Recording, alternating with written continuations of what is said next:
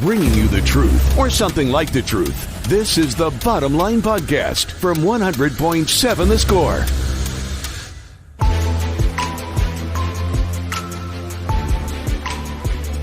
We have made it to the weekend, one day away from the Red Raiders taking on the Iowa State Cyclones in Ames. It's going to be cold. Clint Scott with Jaxon, Frazier, and we got Brennan, paid employee, BPE, behind the glass taking care of us. We are live from the First United Bank studio. You can call us on the Benchmark hotline, 806-771-0973. You can hit us up on the Yates Flooring Center chat line. Thoughts, comments, questions. Take everything there. Don't forget, you can also take us anywhere with the mobile app, brought to you by Happy State Bank. We're going to talk plenty of Texas Tech, Iowa State. Jaxon is going to help us figure out who the contenders are and pretenders are for the Super Bowl. Hour number one, we'll also have Action Jackson's Play of the Day. I guess technically today it's BPE's Money Play of the Day. Ooh.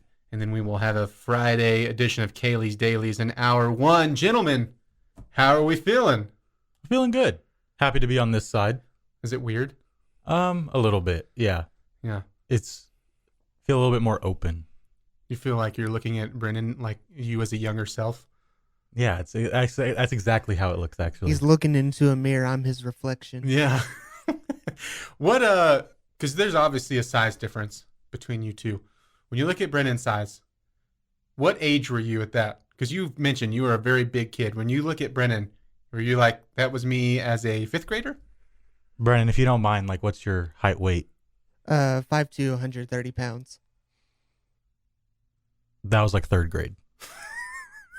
That's why you had the helmet sticker. That was like fourth grade. I was probably like 100. That's why you had the helmet sticker. That's 5'2", 130, though, that you don't mess with. It depends on who you are. Brendan, you don't look like someone who's going around starting fights, though, because no one wants to start it with you. I'm not a fighter. I'm a runner. Oh, man. Hey, get us your score predictions in for the weekend. We'll give you ours at 1:15 with a Friday edition of Blind Projections. Again, no Jamie Lent. So today we get the BPE Jamie, and we get the return of the AI Coin Jamie. We're very excited. Now, Brendan, we haven't told you this. What happens, of course, we will pick games, 8 to be exact, 5 from the Big 12 and 3 from out of conference. We have a Sonny Cumbie game today, so we'll have another tech connection. We'll let you pick. We'll let the coin pick, and then we don't tell Jamie what the picks were, and he has to decide if he trusts Brennan or if he trusts a 50-50 coin. Last week, he trusted Josh. Did that help him? By a pick. I couldn't either. Last week was dreadful. Last week was awful, except for you, which was like, okay. We get this in the chat line. Sneeze looking a little pale today. Is he okay? Yeah, just a little cold. No back impingement? No. I thought he was going to die. I didn't know what to do for a while, and then I was like, I guess we'll just let it ride out till 1. Yeah. Do you have the ambulance on standby? I just kept turning his mic on and off. Really? Because it looked like he was about to start screaming, so I would just turn it off real quick, and then nothing would come out. We get this from Bullfighter. Is it more open because his ears wouldn't fit in the producer room, or what? Yeah. Yeah, these are specially made headphones to contain. They're actually deep. They're just hollow. So if you take those off, it's like an old-timey scroll where the ears and the lobes just keep on like unrolling. Exactly. They're just tucked up in here. It's kind of like fitting like a tent back into it. Oh, man. I love camping. I do. And I can go all the way from just put up like a very primitive tarp to as bougie camping as you want to get. I have no problem either way. It's fun. But there is nothing more annoying to me as far as when you're doing outdoor stuff. Like when you're done with your camping trip, you're worn out, you're tired, and then you have to deal with all these stupid little tent poles, and you have to do the rolling them up and just use your giant body, and you just roll like an alligator to get all the air out of the tent, and you have to roll it up so perfect, and then you try to put it in the bag, and then it doesn't fit the first time, so you pull it back out and re-roll it. I mean, it's a lot like setup for you guys. You've seen it with the tarp, and then it's like, didn't get it right the first time. And then by the end of it, of course, you could just be more efficient and figure it out. I've rolled it like 3 or 4 times. I give up. I usually find a way to like kind of just mash it together into a ball. And that's how I also fold like my comforters with the corners, or I guess the sheets. I don't try to fold them. I just, hopefully it's like a nice looking mess. A nice looking mess. I've been described that way by my wife. I think that's how she decided on me. She's like, he looks like a nice, maybe ish was in there, looking mess. Oh man. Yeah,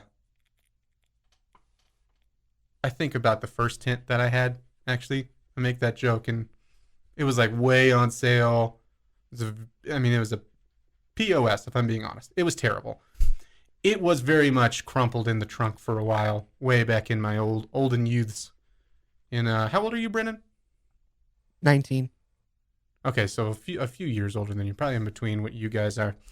Texas Tech taking on the Iowa State Cyclones. Feeling of confidence at this point in time? It's weird because I do, but at the same time, I'm hesitant. Mm-hmm. I understand like what this team is and what they're good at and where their strengths come from. And I kind of made an analogy, or I guess the last segment, and it's a lot how I felt going in as an Eagles fan to the Cowboys game. Mm-hmm. That's how I feel as a Texas Tech fan. Their defense is really good, but our defense is also, pretty good as well. Mm-hmm. But I think the biggest gap, I don't think there's that big of a gap between our defenses as there is between our offenses. And I think our offense is better than what their defense is to ours, if that makes sense.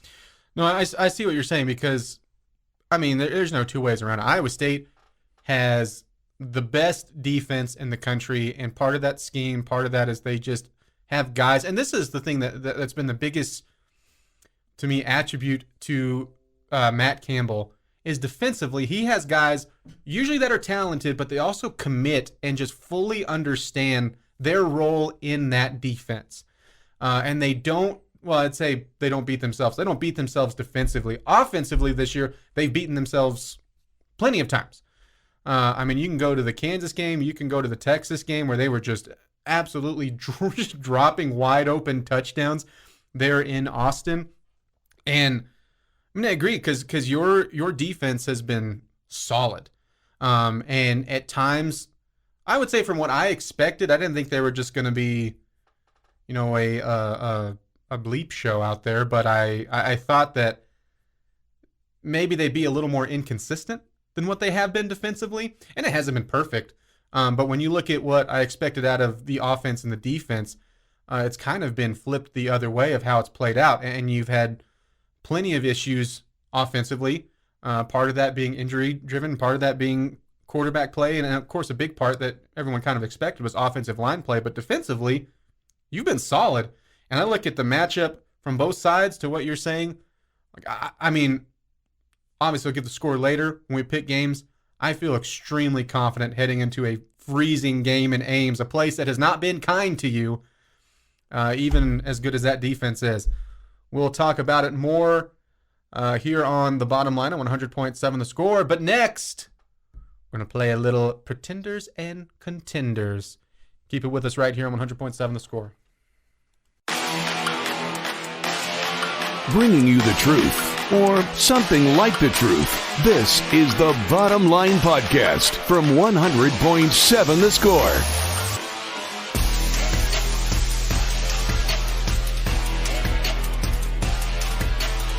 Fitted sheets, Jaxon waxing. True. I was going to say that's what it feels like. True.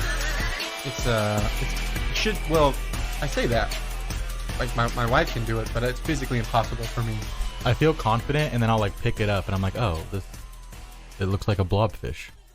So at LCU, we're not allowed to fold sheets because it's a source of witchcraft. That's well done. That's well done. As it says in the Old Testament, no one shall fold a fitted sheet. To the dungeon. All right, it's time for you, Jaxon, to tell us who the Pretenders and Contenders are in the NFL to actually win the Super Bowl. Okay? So not just going, Not just or going.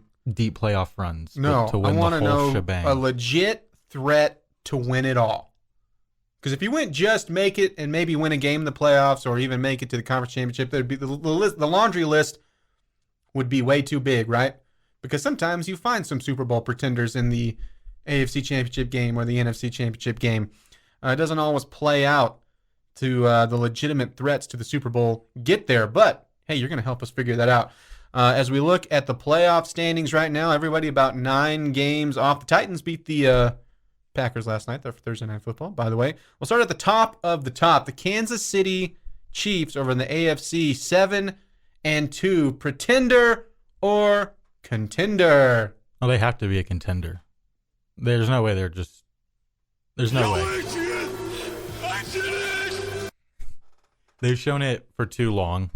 Even if the makeup of their team is different than it has been the last few years, as you probably know, but it's still Andy Reid and Patrick Mahomes and Travis Kelce and Chris Jones. Mm-hmm. And they're still getting the job done. Just different people filling different roles at this point. But that's what a good team does. And through injuries in the secondary, playing defense at times this year. And now if you look at, Edwards-Helaire and Pacheco starting to get a running game going, which I think is, it's important for any team, especially when you get into the playoffs and get into these cold December and January games. It's important not to just have a passing game. So let's go to the top of the NFC right now. The Philadelphia Eagles. Your Philadelphia Eagles. Kick rocks, Philly boy. They're going to be kicking rocks all the way to a Super Bowl because they are contenders. The turnover differential is a big thing that stands out to me with the Eagles. One of the best in the league offensively, really, really good. Jalen Hurts has already developed more than I thought he would in the NFL. Oh, yeah. I'm not going to say it. I was confident that he was going to be better this year than last year, but I wouldn't have put to the degree that he is, being, top 5, top 10 MVP favorite kind of player. And, but trying to be unbiased, I think they are contenders. I think their team is stacked at every position, basically. They at least have talent there. There's not really an obvious hole. Mm-hmm. And what there was an obvious hole in as a team in their run defense, they went and shored it up in about 2 days, or at least did something to try to make it better. All right, let's stay in the NFC. Let's stay with 8-1 records. The Cowboys' opponent this Sunday, it'll be at Minnesota. We'll have that on Double T 97.3 at 2:30. The 8-1 Minnesota Vikings. This one's hard, but I think I lean pretender. I could have been a contender. I could have been somebody. I think it's just hard for me to say that Kirk Cousins is a contender. Mm-hmm. He's always put up good numbers. And so just kind of seeing that, I don't know. It's hard for me to say Kirk Cousins is going to go win the Vikings a Super Bowl. And maybe he's not the one that does it, but it's still just hard to see him being the quarterback of a Super Bowl winning team. And you go on the Vikings' history of just different ways to lose in the playoffs or keep themselves out of the playoffs at times. I almost would agree. I think they are a contender this year, and maybe I'm putting too much stock in one game. But going into Buffalo and winning and just making plays, play after play, finding a way in overtime was very impressive, and that was kind of a prove-it game to me. And so it just showed me, if they keep on the same run, absolutely the Vikings are a contender in the Super Bowl. I will say if they can go win this weekend, that definitely sways it a lot. This should be a take care of business, because the Cowboys, when they've played bad, other than the Bucks game 1, they've lost on the road to good teams, right? Or supposed to be good teams in the Green Bay Packers. Really the first time playing like a good team in quite a few weeks. And so if I'm a Vikings fan, I'm saying, this should be a week you take care of business. You're being honest. That gets us to the second seed currently. How about this in the AFC, as everyone expected? The Tua-led Miami Dolphins. I don't. Leading receiver in the NFL. Tua, third best completion percentage. Second best with quarterbacks that actually make multiple starts behind Geno Smith. How about that? I'm going to go bottom tier contender. So still Yes. So still a contender. I think they definitely have the pieces. It's just always been hard for me to go and vote in favor of a young team in the playoffs with a young quarterback, because I think you see a lot of older quarterbacks and just players in general completely change once playoffs comes around. Yeah. And so it's hard for me to be like, oh, they're going to go do this in the playoffs against the Bills or the Chiefs that have been there and done that and know what it takes to get there. But they definitely have the pieces to do that. They remind me of a slightly worse version. Let me be very specific here because it's not exactly the same. They remind me of a slightly worse year one Patrick Mahomes led Chiefs. I mean, all air attack all the time. I mean, they do have, I mean, it's not just Tyreek Hill. I mean, Jalen Waddle's been one of the best, if not the best second option receiver in the league. And Tua has played lights out. Oh, yeah. Not a joke for those 3 games he missed. But has played exceptional. I mean, talk about development, guys I didn't expect. You go from year 1, year 2, leaps and bounds to what this year has been for Tua. I don't know if they have enough, though, when it comes down to it, when it gets to those road games. And maybe this is different next year or the year after that, but it's what I viewed the Chiefs that ended up getting beat by New England in Kansas City. Oh, yeah. But a little bit worse. I definitely see the comparison to like the first year Mahomes Chiefs. Let's go to the currently third seed in the playoff hunt. The Tennessee Titans just picked up another win last night. All they do is win ugly. 7-3. Is it the same old song for the Titans, or? I think so. I think they're pretenders. Mm-hmm. I could have been a contender. I could have been somebody. They're winning because they're a smart football team, and they have, in my opinion, a smart, good head coach. Absolutely. But I just can't see them making it far with the receiving core that they do. Well, it has been playing better, and they're playing more to the strength of run, play action pass type game mode. They just still don't have the weapons outside of Derrick Henry. And I think what you've seen from them when it hasn't gone well, and they absolutely need to find anything through the air, they just can't. If it hasn't been set up and if they haven't uglified, just absolutely a word, don't question me, uglified the game already, and they get any sort of point of the game where they're down and have to get something through the air consistently, whether it's Willis or Tannehill, they don't have the guys to do it. Well, yeah, I'm pretty sure their backup running back is leading their team in receiving touchdowns. Yeah, so I agree. I think it's going to be the same old song for the Titans, but at the same time, you don't want to look up and see them in the first or second round. You don't want to play them in the playoffs. Definitely a tough out, but not someone I can see winning all of them. Let us know what you think on the Yates Flooring Center chat line. When we come back, it'll be BPE's Money Play of the Day. All that and more right here on 100.7 The Score. Getting to the point, but taking the scenic route to get there. This is the Bottom Line Podcast from 100.7 The Score. Hour number 2 of the Bottom Line. You've got us on 100.7 The Score. Clint Scott with Jaxon, Frazier, and Brennan, paid employee, Mr. Paid Employee himself. It is a Friday edition. Thank you for joining us. We are live from the First United Bank studio. You can call us on the Benchmark hotline. You'll hear Brennan's voice. That number is 806-771-0973.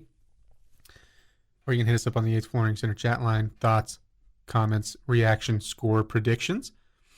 All of that, welcome there. Don't forget, you can take us anywhere with the mobile app, brought to you by Happy State Bank. Jaxon, what were we pointing at over there? I'm guessing it's men's basketball odds to win the national championship. Tech was at 40-1. Okay. Looked like 8th overall. Yeah. They'll be playing in the Maui Invitational on Monday. Here we will have a very, very quick look at that when we get to Monday. That coverage will be on Double T 97.3 starting at 12:30, taking on the Creighton Blue Jays to kick that thing off. Certainly a tough matchup, an experienced Creighton team, a big Creighton team, you're going to have to age up and age up quick. And it's part of it. It's part of what the early season is going to be. And I don't know if anyone is looking at this any differently, but I'll tell you if it does go poorly, and let's say you go, I don't know, let's say you go 1-2 in that thing, something like that. Don't panic. No, there's still so much basketball left. So much basketball, and you obviously have so much more room to grow. And even when I look at some of other than Louisville is the worst team in this tournament. No two ways about it. And it's come from the allegations a few years ago, the parting of ways with Chris Mack. All of that with Louisville has led to a hole over there in Louisville, Kentucky. And other than that, you look at kind of the two other bottom-viewed teams, an Ohio State team that doesn't have E.J. Liddell anymore, but still some experience on there. Cincinnati that missed the tournament last year. I think they went on a streak of like losing 6 in a row when they were in contention looking at making the tournament. Has returned a lot, though.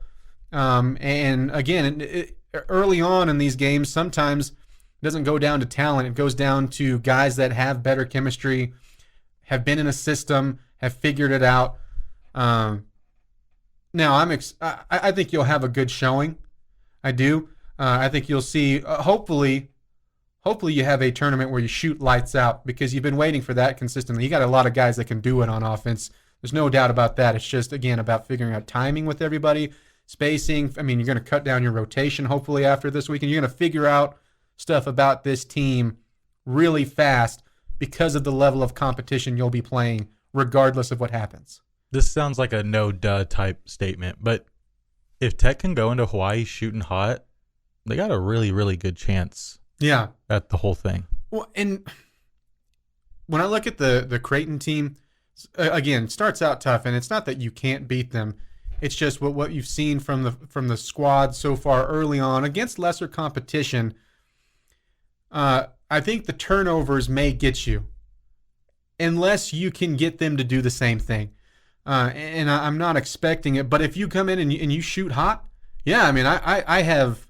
I think that you could be on totally opposite ends of the spectrum. It just depends on what you get from your young guys. Because to your point, they could come in and shoot lights out. You could have a terrific tournament from a multitude of guys.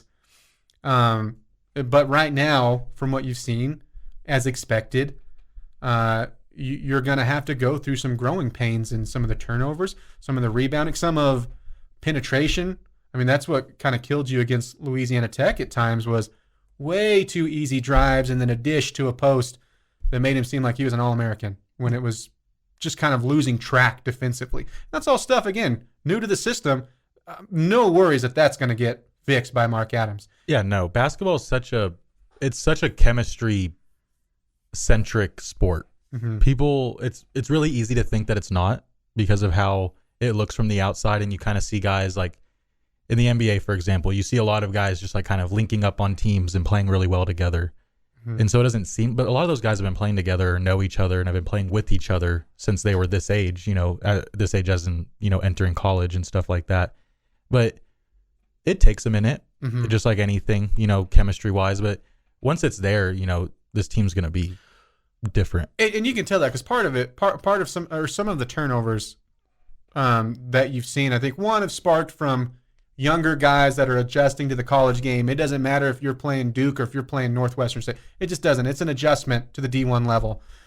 And some things that worked in the high school level where you've been able to drive and just get to the rim at any point in time, put your head down a little bit too much, almost, and you don't want to take any of the aggression away, right? That's why you brought some of these guys here. But then they put themselves in bad spots. And then they find themselves in midair jumping, don't know where the ball's going to be. But another part of the turnovers, too, is you've seen some balls that have been easy turnovers, just almost passes to the other team because they've been expecting a guy to be in another place, and they go to throw without thinking, go to pass without thinking, and all of a sudden the team has a breakaway. All of that stuff is, again, figuring out playing alongside some of your teammates that, again, as many new faces that are playing significant time, or at least up for playing significant time in the rotation. It's all stuff that goes, it's part of basketball right now, especially in today's college basketball. Oh, yeah. huge part of it. It's just, such the small things like, where does Walton like to sit when someone's driving? Is he going to be in the corner? Is he going to be kind of like in that middle spot between the corner and elbow extended? Who are the guys that likes to drive on their own? Who are the guys that I kind of have to, give that little head nod to for them to drive? And it's just learning the guys, and it takes game experience to, figure that stuff out. Practice and scrimmaging with those guys only does so much. So again, we'll have a 12:30 or a preview leading up to that 12:30 start on Monday. Again, real quick show there for us here on the bottom line. We get this on the Exploring Center chat line from Bullfighter. You shut your face, Clint. Nobody likes the cold weather, you jackwagon. Jackwagon. I love it, man. I'm so excited that it's here. I could use without the wind though, but just the cold. Feeling it. We get this from Chris. Do y'all have 2 wooden rocking chairs and a banjo in the corner? No, it's not quite that. Ding ding ding ding ding ding ding. Yeah, I found you says in the wrong apartment. They make clips for the fitted sheets. Kobe also says they make little clips for the corners of the fitted sheet. Bought some for like $5 years ago. Worth it. If I could turn back time. I'm stuck in my routine. I'm just going to probably keep balling it up and hiding it until it's needed. But you're going to stick with, I'm just going to keep balling. That too. Straight balling. This from Raiders Dad. I've been told I sleep like an alligator doing its death roll. Our bed basically has to be put back together each morning. Reference that a few days ago, because I'm same. It's like whatever position I go to sleep in, I'm gonna wake up completely different. Do you ever wake up in like a different spot? Not just like obviously like you fell asleep like on the left side of the bed and then you wake up on, but like you wake up like turned upside down, like your head is where your feet were when you fell asleep. It's not that bad. Is that happening to you? Not happening, but it's happened. I've had some days where Are you a sleepwalker? I've never been in the house with someone that's been a sleepwalker. I think I had my first like sleep walking experience the other day, and it was sleep eating. Ooh, see, that's what goes back to we're talking about the snacks, gaining weight, like in snacks, like even asleep. Can't help it. Your subconscious isn't helping you. I know. I was just made to be an offensive lineman. Picking games when we come back on 100.7 The Score.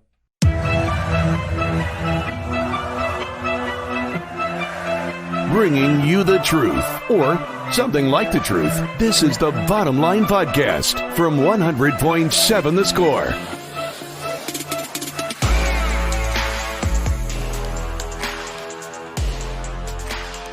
We've reached the final hour of the Bottom Line. You got us on 100.7 The Score and 107thescore.com. It is hour number 3. You can call us at the Benchmark Hotline, 806-771-0973. We're live from the First United Bank studio. Don't forget to take us anywhere with the mobile app, brought to you by Happy State Bank. Today's edition featuring myself, the Viking, Jaxon, J6 Mafia, and what did we get earlier here from Raiders Dad? Lil Crouton Jr. or LKJ. You're going to have just a bunch of new nicknames today, all based around the same thing. LKJ sounds like the initials for an airport. Yeah, we're going to be late. Stuck here delayed 2 hours at LKJ. Oh, that's the worst. Brennan's going to look like a real scholar with all the initial nicknames that he has at the end of his name. BPE, LKJ, PhD. MJ, MMJ. Are you also a doctor, professor? We have 3 of them here. Not yet. Oh, still working on it? No, we actually will not work on it. What's wrong? You don't want to be a DP, BPE? I think, yeah, no. I think no. You think no? Well, I'm sold. You're allowed to think that. No, you're not. Not at all. Not here. It is time now for Jackson's question of the day. Jamie's question of the day on 100.7 The Score is presented by Bizarre Solutions. Call them today for a free cybersecurity audit. All right, so I want to play a little hypothetical with you guys. The Texas Tech football team only needs one more win to reach bowl eligibility. Mm-hmm. But let's just play the game that let's play on the positive side. Let's say that they get the next 2, and we finish 7-5. Mm-hmm. Yeah, I'm not going to add anything to that. We're going to finish 7-5. Who would you expect to be the biggest impact if we can win the next 2 games?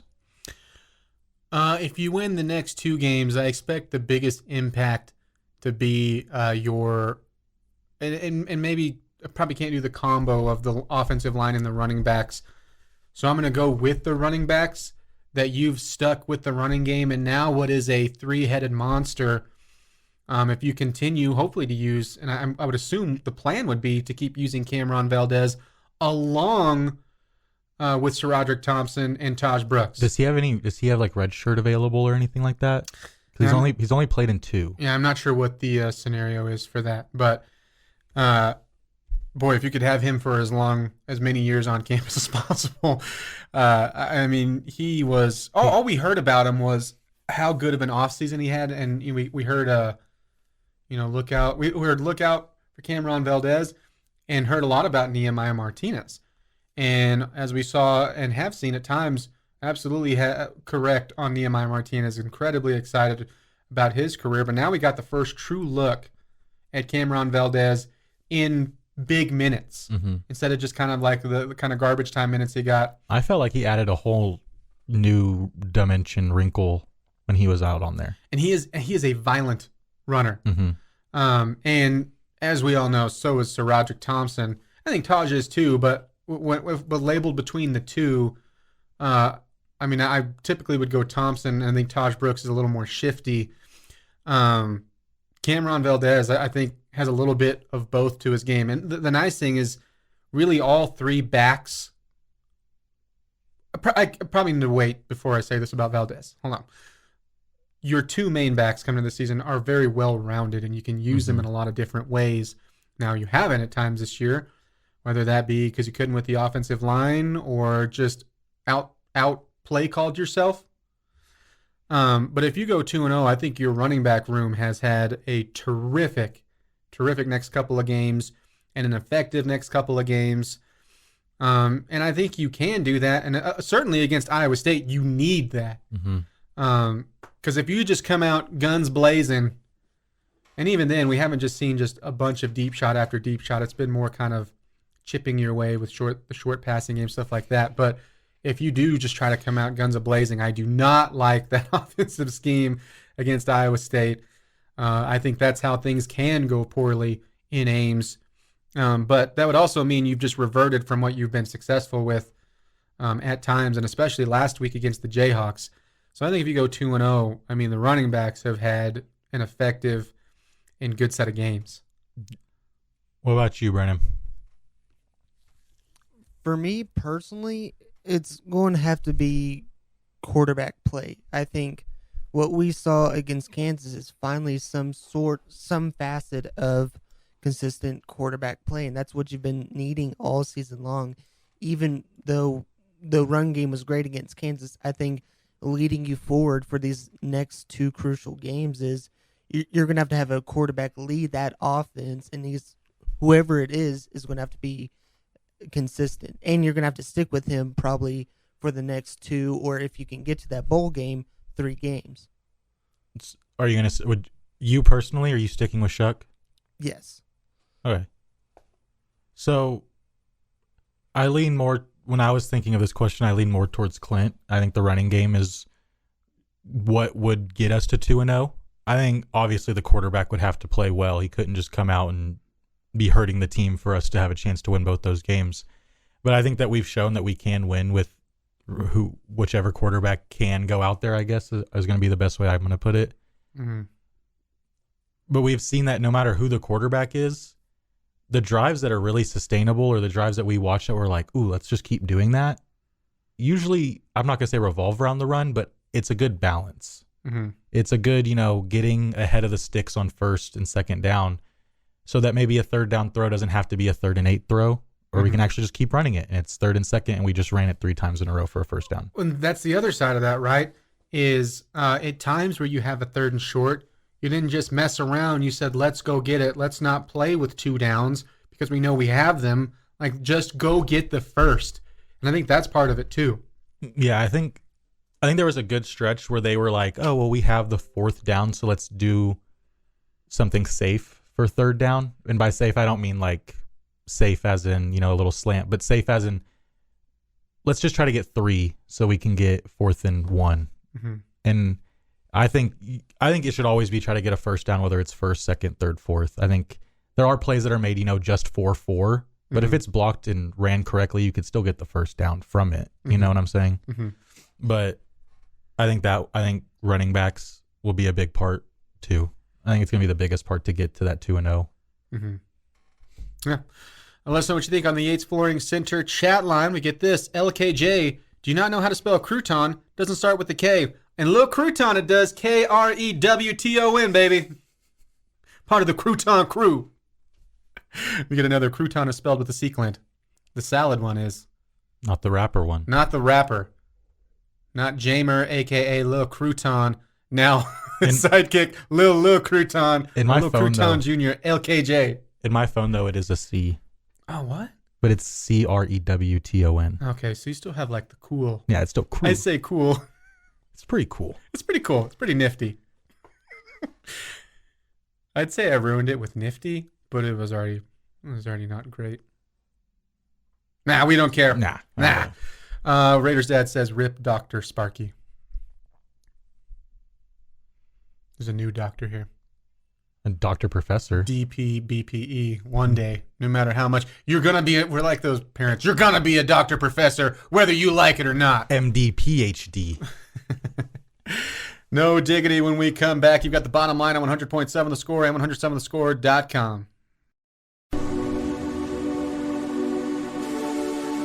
Getting to the point, but taking the scenic route to get there. This is the Bottom Line Podcast from 100.7 The Score. Ladies and gentlemen, boys and girls, children of all ages, it is once again time to play a little No Diggity. It's that time of day where I throw out a situation to today Jackson Frazier, LKJ, Lil Crouton Jr. Yes, we're aware Crouton is spelled with a C, and so is Crew. Thank you. Thank you. It's more hip.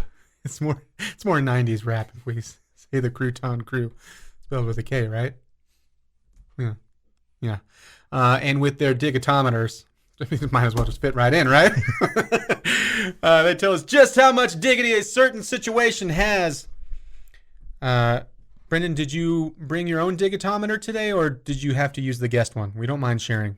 I had to buy one at Battery Joe's, so. Oh, I mean, telling you, sold everywhere now. Left and right. Flying off the shelves. Oh, man, we're making so much money off of this. Not really. Today, I want to look at the head coach of tomorrow's opponent, Sir Matthew Campbell, heir to the Campbell soup throne, I assume. It's cold there. Makes sense. Probably going to want some tomorrow. Yeah, most likely. Yeah. Best Campbell soup. Chicken noodle. The OG chicken noodle soup. Team Cream and Chicken. Campbell's, the original one's good though too. Obviously. Fantastic. Never had the OG. creamy chicken. Never had the cream of chicken? Cream of. Cream of. Of. And then cream of mushroom. Heavily used at this time of year because it's used in everything. Yeah. All the casseroles. Yeah. Not a big mushroom guy. You're a big human guy. That's why. You are a fun guy though. That was terrible. Sorry. I want to look at Sir Matthew Campbell. So this is a guy that's been at the top, or at least over the past few years, when you look at the next big thing in coaching, right? I mean, there was links to Ohio State. Anytime you had a big job open in the D1 level, kind of that blue blood classic, you've seen Matt Campbell's name be thrown around. And credit to where credit's due. What he's done at Iowa State, just making them a consistently relevant team, that's hard to do in Ames. And he's done it consistently. I would argue last year with his team of finally senior laden, a very talented team, Probably a little bit of a letdown of what was expected. 7-5 last year, which again, for what I think Iowa State's consistent standards are when you go kind of that mean average, probably take that all the time. But now things not going as well this year. Brock Purdy is gone. Kolar is gone. Breece Hall is gone. Defense, as we know, still phenomenal. I mean, still very good. Best in the conference. Offense, not so much. Head above water trying to make a bowl game.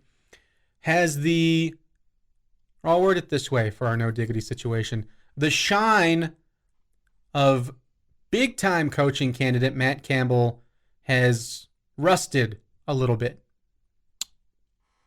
I kind of feel like my digitometer is just straight middle. It's kind of hard for me to tell, like, at least right now, at least in my opinion, because I would assume it has. I would think it has had to a little bit. Just kind of seeing how that off. I know he's probably not an offensive guy, but just seeing how that team is. His defense is great. His defense could easily go get him another job somewhere else. His defensive resume.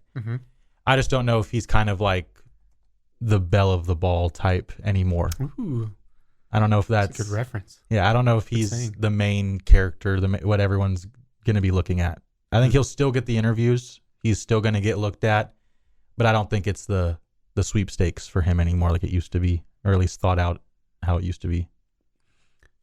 Brendan, where's your digitometer sit at? I agree with Jaxon because for me, what Matt Campbell has done at Iowa State is nothing short of spectacular. And it was kind of no surprise that this season they're kind of have a slump just because of who they lost last season and the fact that they're a young team. I got to give Matt Campbell one more year before I think next year's make or break for Matt Campbell, whether he gets that big, hire or not.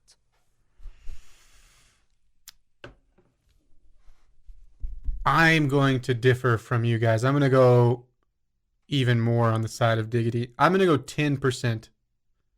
Or I guess it'd be the other way. I guess it would be 90% No Diggity as far as the sheen coming off. Because I think at this point, I think it will come to a name will be thrown out and will be involved when you look at the Nebraskas and the Wisconsins. But now you have like a Matt Rule. Unfortunately, you have a Lance Leipold in the name of these.